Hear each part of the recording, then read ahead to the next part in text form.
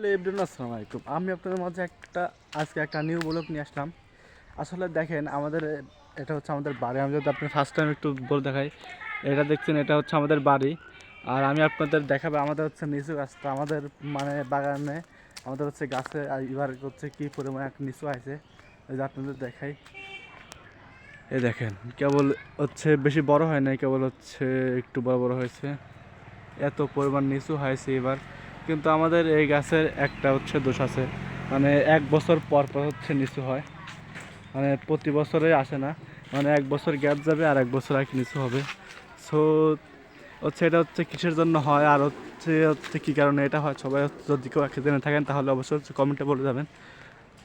কারণ এই গাছটার একটাই দোষ, যে এক বছর নিচু আসে একদম বেশি, একদম আর কি ভরপুর, কিন্তু পরের বছর আর হচ্ছে আসে না। তো এই সলিউশনটা আমরা হচ্ছে বার করতে পারছি না যে কী জন্য হয়। তো দেখেন মানে ভালোভাবে চারাটা কে মানে হচ্ছে থাকার জন্য আমরা নিচে হচ্ছে গোড়ায় হচ্ছে পানি দিছি।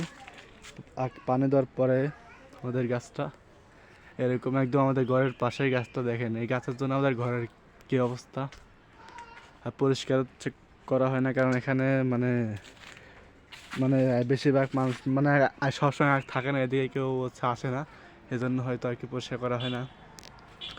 সো এটা হচ্ছে কিসের জন্য হয় আর হচ্ছে কী কারণে এরকম হয়, সো যদি কেউ হচ্ছে জেনে থাকেন তাহলে অবশ্যই আমাকে একটু কমেন্ট করে জানাবেন। কারণ এক বছরে হচ্ছে নিচু আসে আর এক বছর নিচু আসে না। দেখেন এবার নিচু আছে একদম আর কি ভরপুর নিচু আছে, মানে খুব একদম বেশি বেশি এক নিচু আছে এবার দেখেন। তো এটা হচ্ছে এক বছর আসে আর এক বছর আসে না, এটা হচ্ছে কী কারণে হয় যদি কেউ হচ্ছে জেনে থাকেন অবশ্যই হচ্ছে কমেন্টে বলে যাবেন। আর আমাদের এই হচ্ছে গাছের মতো হচ্ছে কার কার গাছ হচ্ছে মানে এক বছর এক পর পর এক নিচু আসে অবশ্যই কমেন্টে বলে যাবেন। তো আজকের মতো ভিডিওটা এই পর্যন্তই। আল্লাহ হাফেজ।